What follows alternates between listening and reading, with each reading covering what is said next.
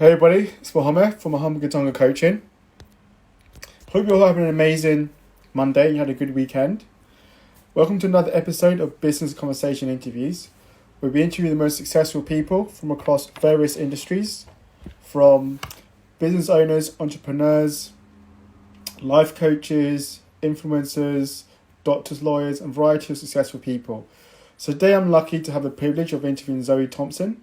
Zoe is one of the top Wellbeing and life coaches in the UK, and she's going to be sharing lots of pearls of wisdom with us tonight. So it's a great opportunity for you to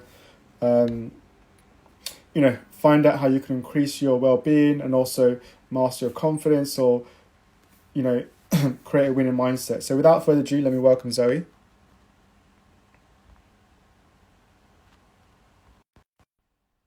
Hey Ronan, hi Amit, good to see you.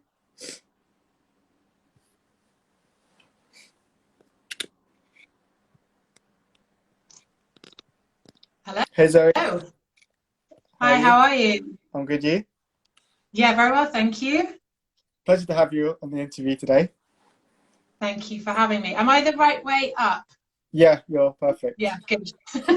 Let's check I'm not going the wrong way. Fantastic. So let's start with the first question. Tell us about yourself. What is your background and how did you decide to get into your business?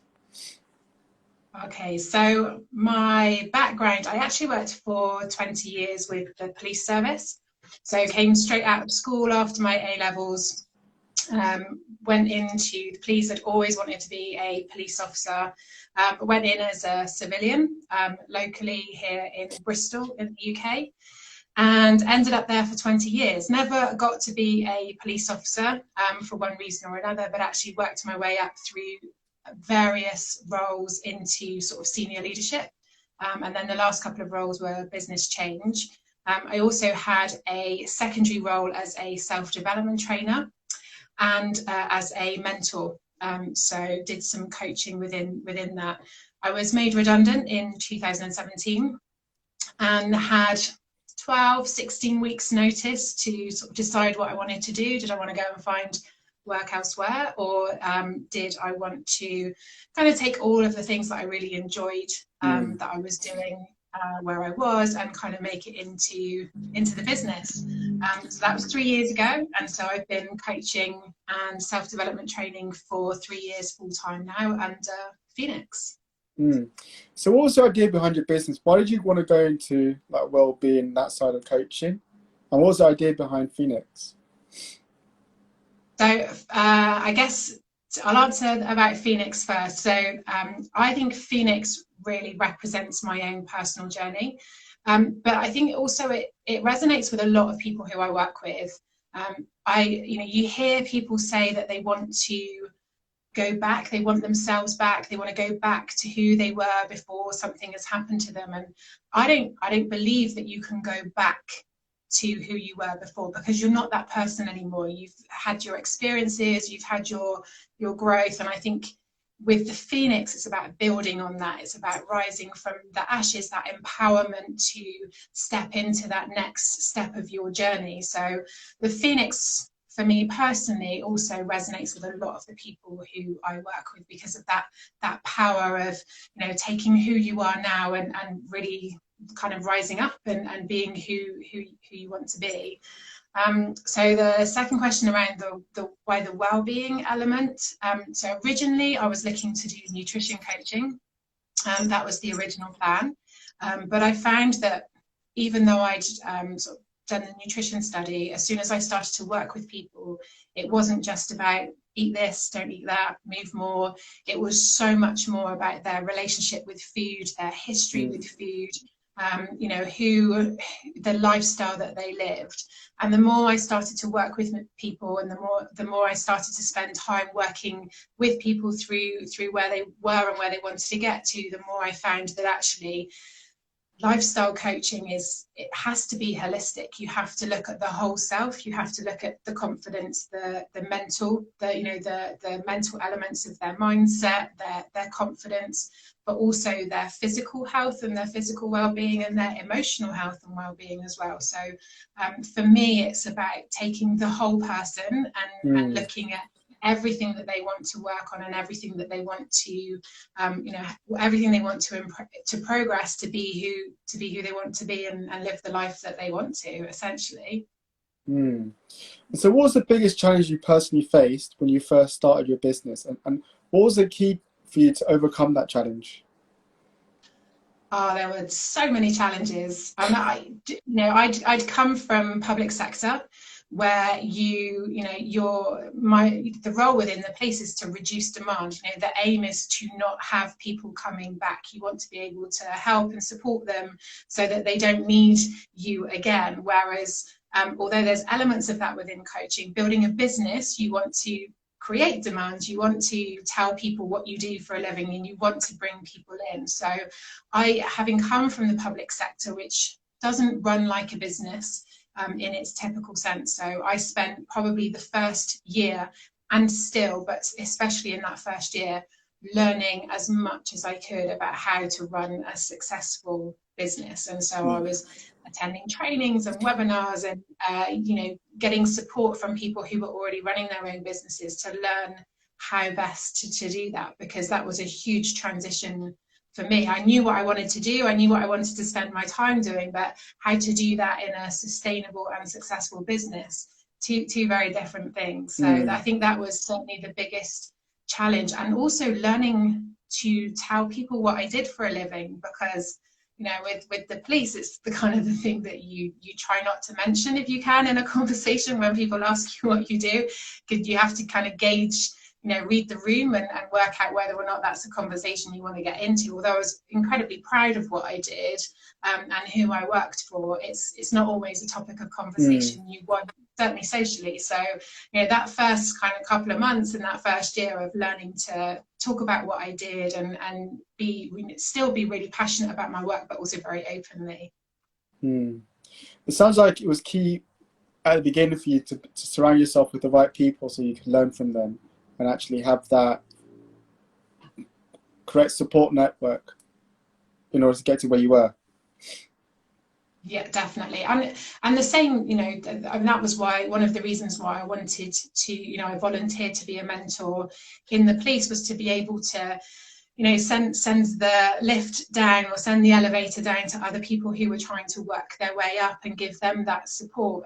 And so, when I came out of that, having been at the top, coming out of that and going straight back in at the bottom again, I knew that power of having a mentor and having people that already are successful, and people who you can mirror and people who you can learn from, and not being embarrassed to ask lots of questions or feel that just accept that you don't know as much as other people, even when you've come from a position where you were the person who was in the know, you were the oracle of knowledge, to come straight in and just accept that you know nothing, rather than try and pretend that you do and then not learn. So just that openness and that willingness to learn and ask for help and ask people to sort of show you the way made a huge difference for me, especially in that first 12 months of having supportive people around me that were willing to give me their time and their advice and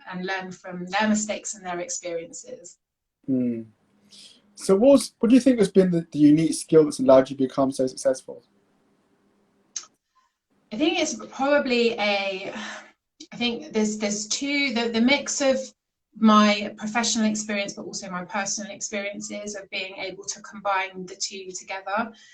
But also I think probably the diversity of my experiences. When you look at the work that I did, I was very fortunate to have a variety of different roles within the police that gave me lots of experience of working with lots of different people in different situations. When you combine that, the leadership, and then you combine that with my personal journey and through sport and things that I've achieved in my personal life, I think when you combine it all together, it helps with that understanding of understanding the people who I work with, understanding where they're coming from. And even though it's not about me and my journey, it's not about my experiences, it does help, I think, for them to know that they're working with somebody who understands what that feels like. They've been in a similar position, and that think sometimes as well for people who come to me, it's seeing that hope that if I can work through what I've worked through, then that gives them the hope that they can do that as well, that they can achieve what they want to achieve. Yeah, I love that. And what advice would you give for someone who's thinking of starting their own practice, but they're too scared to make that first step? The first step is always going to be a scary one. I think the first step for anything is the first one is always, I think, the hardest one to do, because you're showing that commitment to making that move. So I think it's just, you just have to acknowledge that this is going to feel scary. This is going to feel uncomfortable.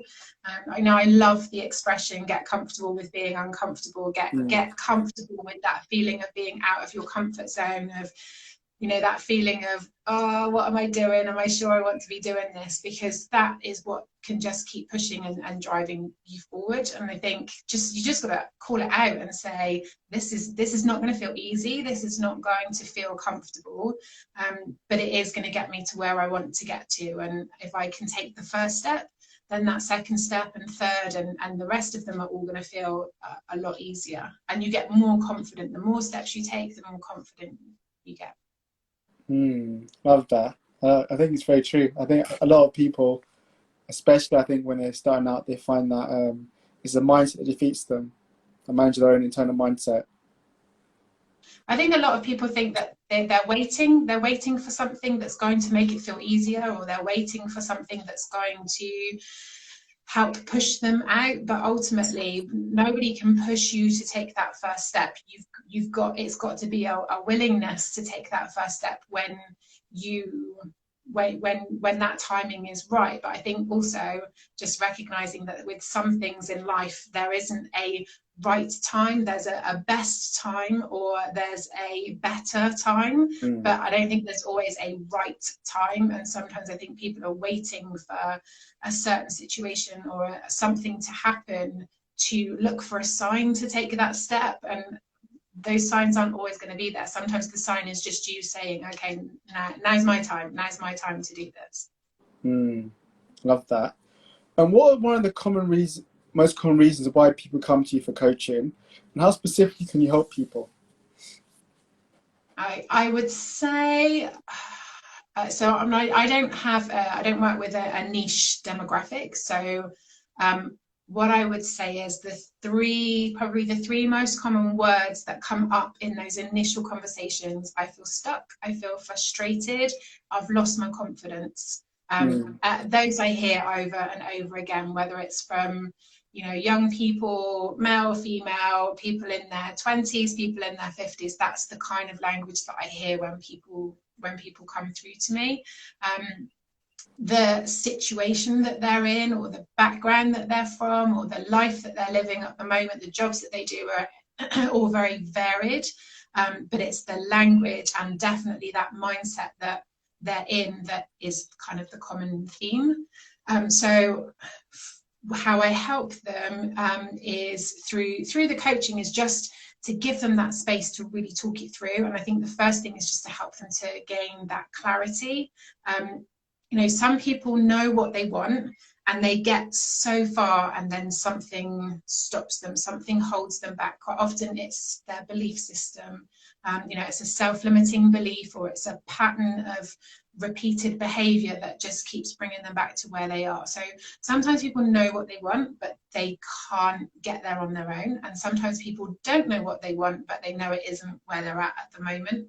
So quite often the first sort of couple of sessions can be just about giving them that space to talk that through and to get clarity for themselves, not for other people, not what other people want, not what they've wanted before, not what they've, you know, goals that they've set for the last 3 years and not yet achieved. It's about really giving them that space without any judgment, just to sit and talk it through of what they want and why it's important. You know, compelling purpose comes up a lot. You know, people set goals, but they've never really sat down and been very open about why that's important to them. You know, they'll have this is why society thinks it's important, or this is why my family think it's important, or this is why it's important for my children, you know, but never really why it's important for them, you know, their compelling purpose of why they're going to put all of this energy, all of this effort, all of this time into making things happen. So that's quite often how, you know, the first few sessions, sometimes it's just one session of just people go blah, and it all comes out, and it's just taking that time to work it through. But it's about working out what it is they want and why, and then just really working out with them how best to get them to where they want to get to. And we can talk about all sorts in that. Values comes up, beliefs come up, their needs come up, what's important to them comes up, and then we can work through all that, work out why some of that might be holding them back, and how we can help change the mindset to launch them forward rather than limiting them. Sounds like it's a really thorough, deep down into like the internal blueprint, and then helping them to have that awareness of what it is that's holding them back, giving them that clarity. So it sounds very like, yeah, very thorough how you go deep into the people's backgrounds. So I can definitely see how you help people. I think this is what I was sort of saying about that the holistic look is, you know, if you're just focusing on one area, then it can be very one-dimensional, and people aren't one-dimensional. You know, people are impacted and affected by lots of things, and not just by themselves, but the people around them and the influences and their experiences as well. So helping people to understand what's influencing and what they're in control of and what they can change and what they can move forward is I think an important part of that process. So in a recent survey of 9,000 workers across various industries in the UK, a company called UK Workplace found that 70% of women suffer from lack of confidence in the workplace, and 65% of men suffer from lack of confidence. And 65% of both men and women stated that lack of confidence stops them from earning a higher salary, getting more senior management roles, or affecting their actually well-being. So why do you feel that so many people nowadays are suffering from lack of confidence in the workplace? I think it's it's the whole imposter syndrome, isn't it? And I think it probably affects all of us at one time or another. I think also just to be aware that it is a sign of burnout, overwhelm and burnout. So I think again it's that looking at where this, you know, having those conversations about where this is coming from. But I think it's that we're very aware now, aren't we? We've got all of this information that we wouldn't have had access to. And I know when I first went into senior management, I could only really compare myself to other senior managers in the organisation. I didn't have access to that information of what other senior leaders elsewhere looked like. But I think, you know, with all of this information that we have access to, whilst it can be incredibly positive and incredibly helpful, it can also really kind of challenge what we believe is true, what we believe we should be doing. It kind of adds to the list of coulds and shoulds and things that you should be doing this. And so I think sometimes information is really helpful, and then other times I think how the information can really feed into the things that at our core we are sort of more concerned about or less confident about, and feed into that. And I think people who tend to quite often be in some of these positions tend to be quite self-aware people, or they'll have management training which helps them to be very self-aware or to be more self-aware. They're encouraged to be more self-aware, and which is great, it's positive, but again that can also feed into your confidence because you're challenging what you've done well, what you could have done better, what would you do differently next time. So I think that all feeds into it as well. They're very positive elements when they're in balance, and I think sometimes we get a little bit carried away and we kind of overdo it, and then that has that negative impact and knocks the confidence. So going on that line, if someone was to come to you, a client, and said to you, I'm suffering from low self-esteem, look to overcome this, what would be your best kind of like 2 tips with them to go about overcoming that low self-esteem? So I think it's important to try and, if it's, you know, if they know where it's coming from, just to sit and unpick it and just look at, okay, when did this start? Where has this come from? Is it fact or is it a feeling? You know, what is the difference? You know, is this something that you have experienced, or is this some faulty logic?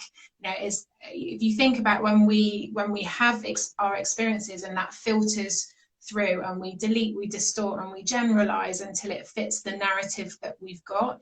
If that narrative isn't helpful, and then we go through every experience and we continue to kind of force it through this filter, we're just strengthening that narrative. So you know, I think it's just the first step for me is just, okay, what do you believe to be true? And okay, how do you evidence that? How do you know that is true? You know, what are your experiences? What are the examples you can give to tell me that you believe that to be true? And then we'll start to challenge when that hasn't been true. When has that not been the case? And start to just get them to really question whether or not that is the truth, whether that is the right narrative for them. And if it isn't, what narrative do they want? And start to really change those internal conversations first, get them to challenge when they hear themselves say it in their heads and also externally as well, and just get them to start to rephrase it, reframe it into something positive that is more sort of liberating rather than limiting. I love that. I love how you've dived in there in terms of like them being able to start asking themselves those questions. Is it a truth? And actually finding the evidence that just proves where it is a limited belief that's holding them back.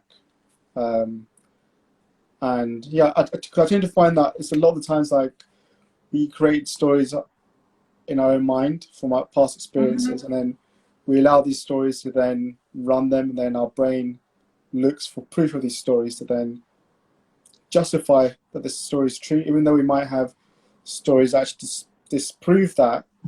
So yeah, it's fascinating what you're talking about. I don't think it's one of those things when we're children, or, you know, our parents, our teachers, the people that are around us challenge it. You know, when we say something, they'll say that isn't true, or is that, you know, they'll question it, they'll challenge it. But when we get to be adults, we're not challenged in the same way. People don't question. They don't question us in the same way. So when people say I'm rubbish at that, as adults, we don't tend to acknowledge or even question it. We just let people run these stories over and over again. And of course, the more, as you said, the more the stories are run, the more powerful and the more detailed they get. And then that starts to come through in our behaviors and our language. And yeah, so you got to roll it right the way back and unpick it, and then, you know, just start to, okay, what do you want it to look like? What do you want to say to yourself? What do you want to be saying to other people? And start to bring that language in and replace it with the ones that are negative and have been holding them back. So I know you touched on this a little bit before, but what advice would you say to someone who is suffering from imposter syndrome, and right now maybe they are a coach or I don't know, whatever profession they are, and they are doubting whether or not they can do the job they're doing, or whether they are, you know, doubting their own identity? Like, what would your two best tips would you advise them going forward? So I actually think, and this might sound a little bit contentious, but I actually think in balance, imposter syndrome can be quite healthy, because it is that awareness. It does stop us from getting, you know, running away from ourselves and getting overconfident and perhaps going a little bit too far. So I think imposter syndrome, when it's in a healthy balance, is a good check and test of, you know, what am I good at? What am I doing well? How can I improve? Because I think if we didn't have any level of imposter syndrome, we would never question that we're not good at what we do. We wouldn't ever push to improve because we think we're already the best at what we're doing. So I think a healthy dose of imposter syndrome is, you know, that self-awareness and that striving to improve, the growth mindset of, you know, I'm good at this, but I could still be better. It's probably not imposter syndrome in that scenario, but I think you wouldn't want to get rid of it completely, because you want that little healthy dose that keeps you self-aware, keeps you pushing and driving forward. But I think if you are struggling with imposter syndrome, I think it's sometimes really helpful to just sit and recognize how far you've come and what you have achieved and what you are good at. I talk about internal resources. So, what's in here that nobody else can kind of take away: your character, your skills, your experiences, what you're good at. And I think that can be really helpful. I've done an exercise with people where you've got kind of a circle of where you were last year, and then on the outside of the circle, write in everything you've achieved in the last 12 months. And just really recognizing what you have achieved, what you've built on, and that actually, if you were to grow that again in the next 12 months, how much more could you achieve? I think we're very good at reflecting on what hasn't gone well. We're very good at reflecting on the negatives, but we don't often give ourselves that time and space to reflect and review what we are good at and what we are doing well. So just need to make sure that we balance the two. It's healthy to reflect on what hasn't gone well so that we can look at how we can do that in a different way the next time for a different outcome. But actually we need to balance that out with the what has gone well. What were we good at? What are we happy that we did really well at? So true.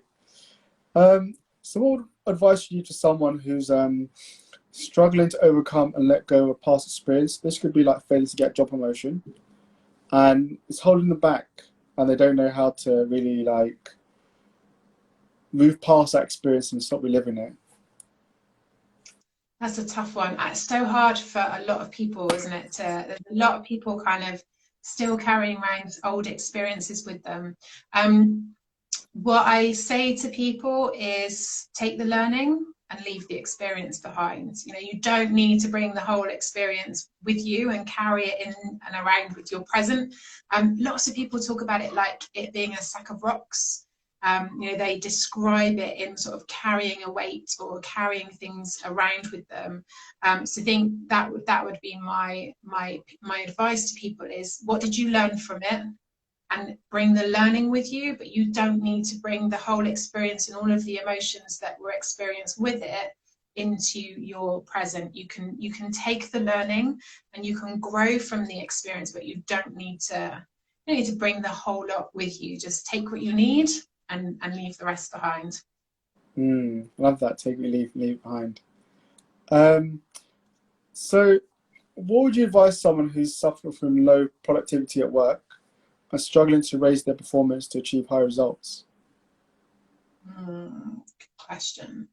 I know the first thing that's springing to my mind is the fact that can be a symptom of burnout and overwhelm again. So if you have been productive and you have been enjoying your work, what's changed? What's different? Is it the job that's changed? Is it the job that's different? Or maybe it's you that's started to change. Maybe the job doesn't tick the boxes for you like it did before. So just check in with that emotional investment. Are you still enjoying the job? Are you still wanting to do a good job? Are you still getting that fulfillment from the job that you're doing? But also that check-in of, okay, what are your energy levels like? Your mental and physical energy to be able to invest into the job that you're doing has to be there for you to be productive. So I think it's just checking in both sides really of, how do you still feel about this job? For a lot of people, we spend a long time in work. We spend a lot of time working hours. Are you still emotionally invested in the job that you're doing?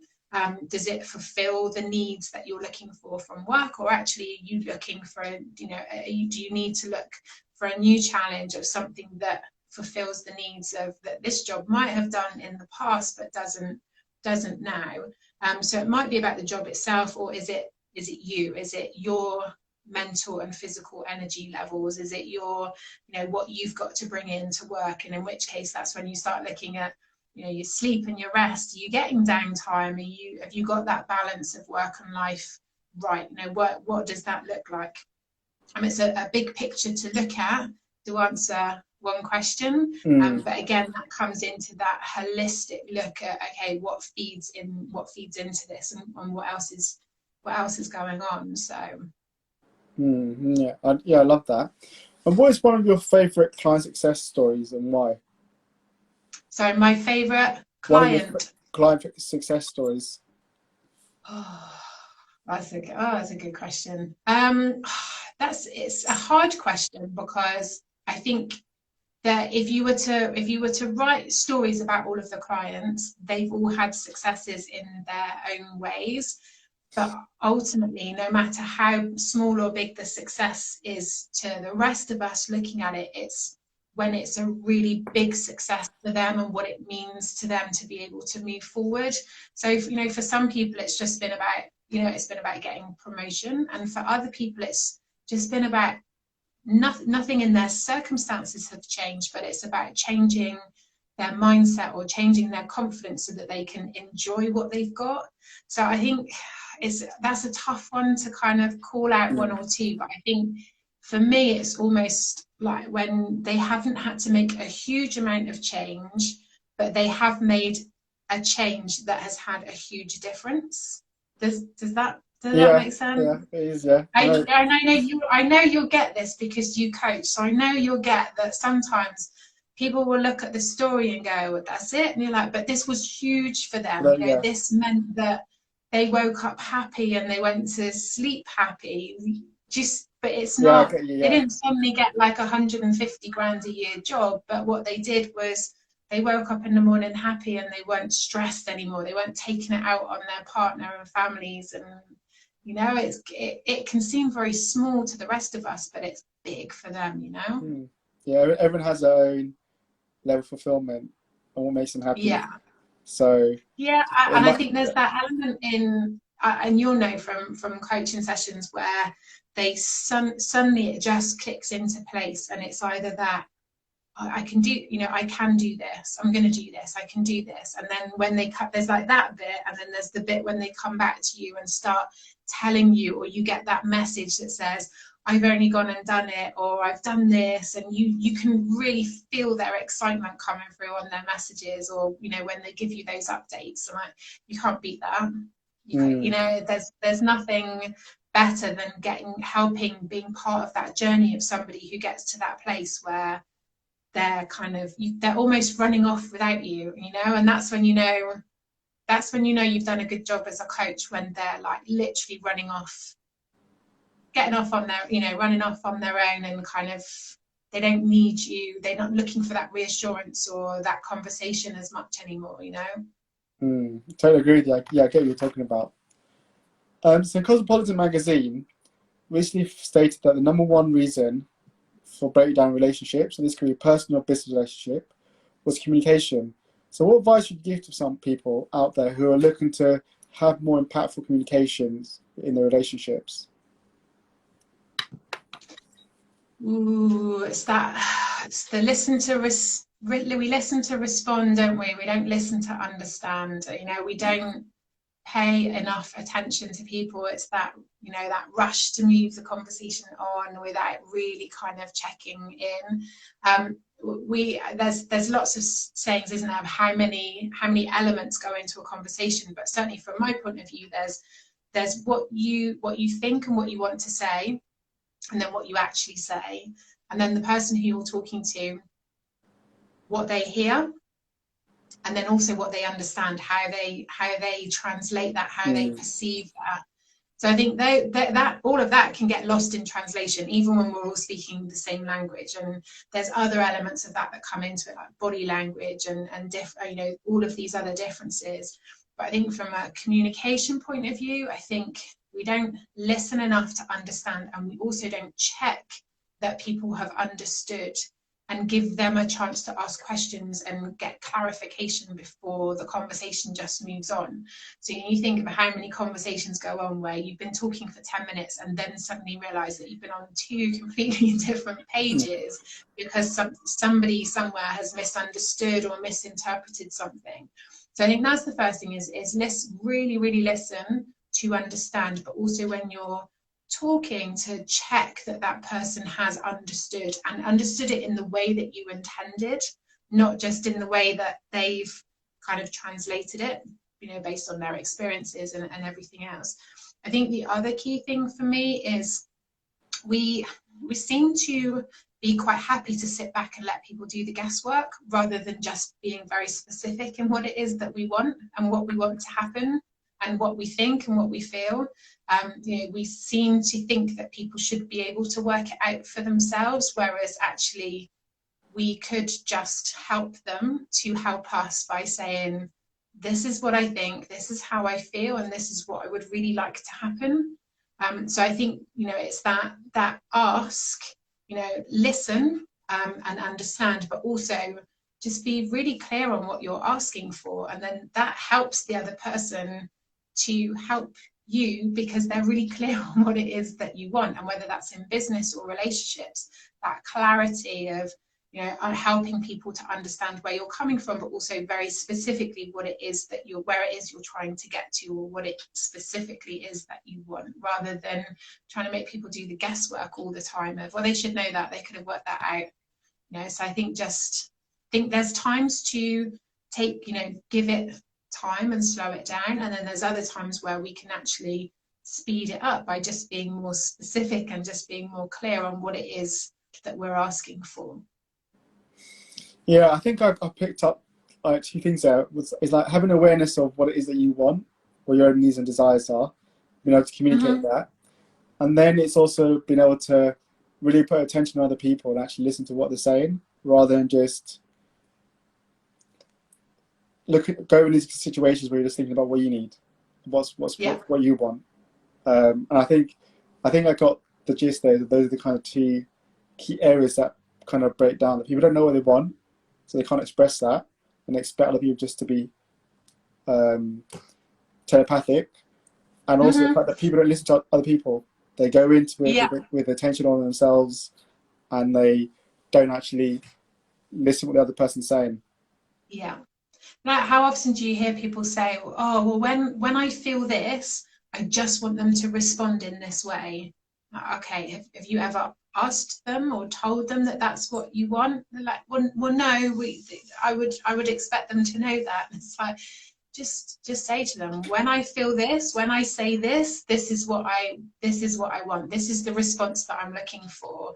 And it's interesting because in lockdown, I'm seeing the love languages come out a lot in different articles and conversations of how people express their love and their affection, and that, again, that miscommunication. But so often it's like, okay, when I'm upset, I just want them to hug me, or when I'm upset, I would actually like a little bit of space to go and process it on my own. So it's just tell them what it is. What response do you want from them, rather than sort of waiting for them to try and work it out? Just, again, that just be really clear on what it is you're looking for. What response is it that you're looking for? What support do you want? Do you, when you come home from work with a problem, or if you go into work with a problem, do you want them to just listen and give you the space to talk it through, or do you want them to help you to problem solve it? Just be clear. This is me ranting. I just want you to hear me. Or actually, I've got this problem and I'd really like you to help me work it through. So again, it's just what do you want from the conversation, or what do you want the outcome to be, and just help people to be able to help you and take away the guesswork. That's really good. I like that. So currently, right now, we're experiencing a lot of COVID, and people are some are still stuck at home in lockdown, and some aren't.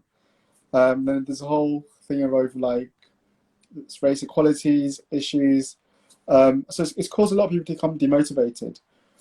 So times like this, what are your two best tips that allow you to stay motivated that you could share with our viewers? Okay. Motivations are such a big topic, isn't it? I think it's the motivation of what is it so I think with motivation you can go one of two ways, can't you? It's what are you trying to get away from and change, so that sort of negative past motivation, or what is it you're focusing forwards, what is it you're moving towards. So again, just that, really sit down, what is it you want? If you know what you don't want, what do you want instead? What are you moving towards? What do you want to happen? And I think the other bit with motivation, again, comes into that emotional involvement of how much do you want it to happen, but also that energy of how much can you invest in making it happen, and make sure that you it's all lined up. Because if you really want something to happen, but actually the amount of effort and energy that you can put into it is quite low at the moment because there's so many other things going on that need your effort and your energy, then you need to get that into balance. Otherwise you get frustrated that you're not moving forward at the pace that you want to move forward. And I think the other thing with motivation is again that check-in of why, you know, what's the compelling purpose, what needs are you fulfilling when you do this, what's important to you.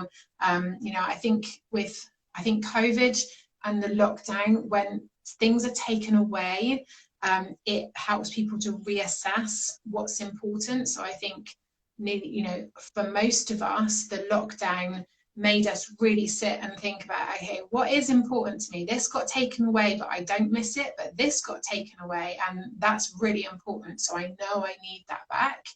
And I think it's given us that time to really reflect and review on what's important. And I think that's why, you know, some of the more human rights, Black Lives Matter and other things that have come up during this time, is given people have been in that space of reflection. They've been in that space of really starting to pay attention of what's important to them and what really matters. You know, people have had that time to read and look through and learn a lot more. I think there's a lot more learning going on, a lot more reflection.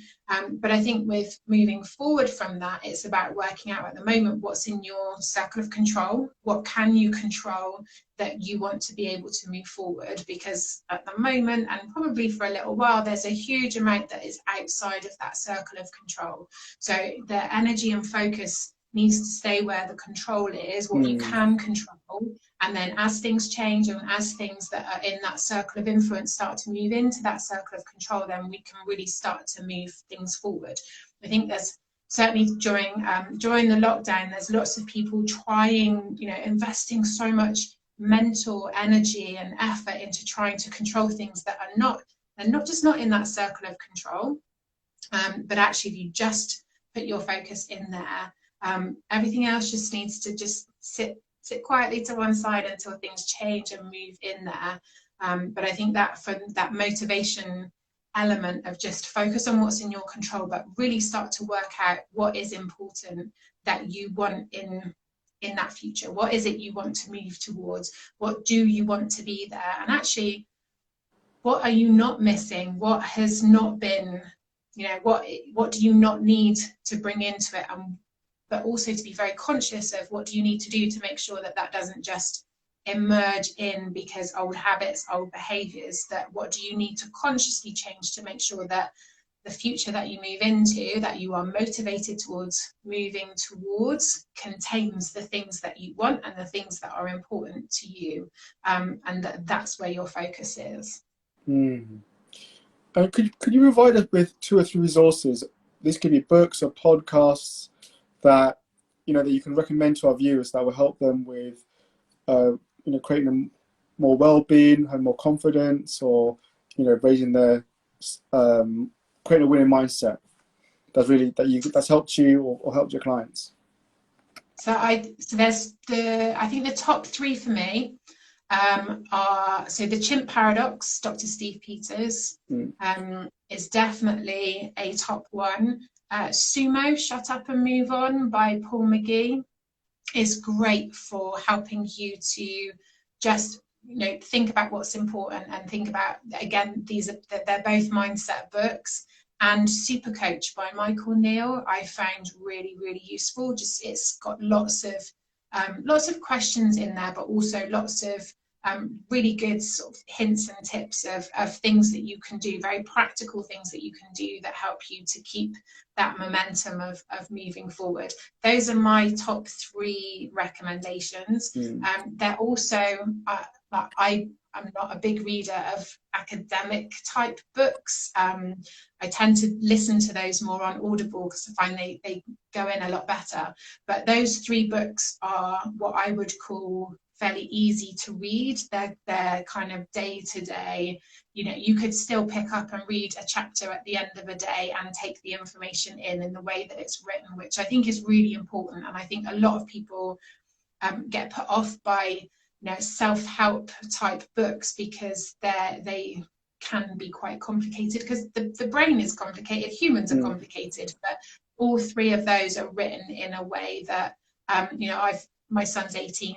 I've given all three of those to my son to read, and he is not a big reader, so they're the kind of books that anybody can sit down and get lots of benefit from. Thank you for those tips. So we know what you're good at. What's one hobby in your personal life that you're not very good at? A hobby that I'm not very good at? Yes. Ooh. I'm terrible at running, so I tend to try and find exercise that doesn't require running. I think one of the things I find really difficult is just kind of relaxing and not always having to give 100%.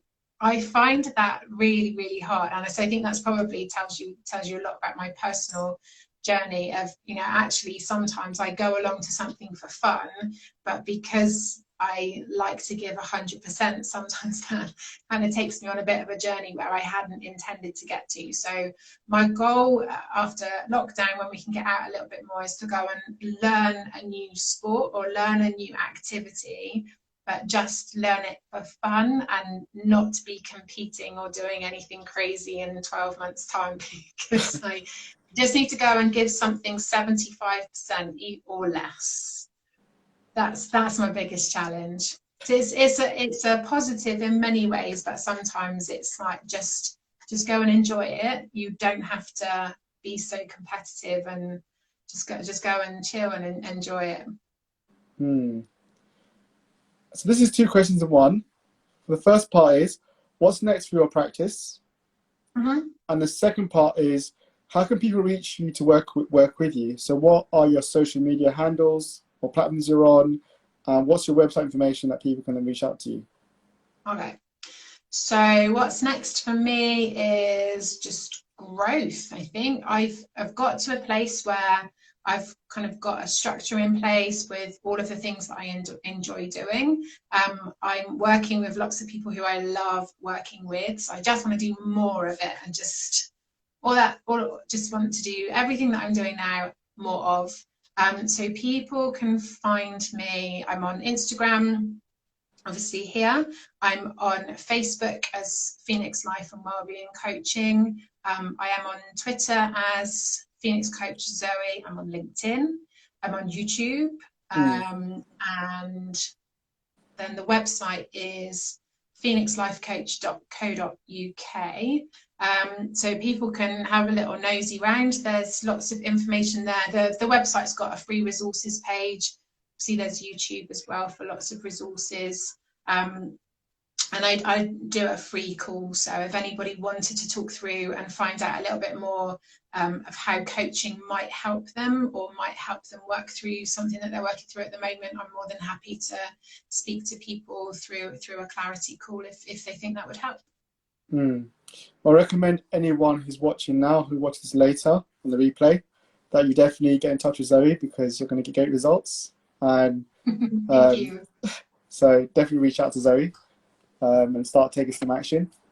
So the final question, what's one final piece of advice that you want to leave people with in terms of when it comes to well-being or increasing their confidence or mastering the mindset, that you want them to take away from this interview?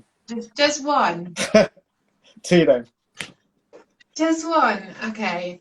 I think the most important thing, whatever it is you're working towards, whatever it is you're trying to do, I think the most important thing is to just keep breaking it down until you get to something that you can do daily that contributes towards it. So even if you've got this huge goal that actually feels quite overwhelming and completely out of reach, just keep breaking it down until you get to the point where you're looking at the things that you can do on a daily basis that contribute towards it.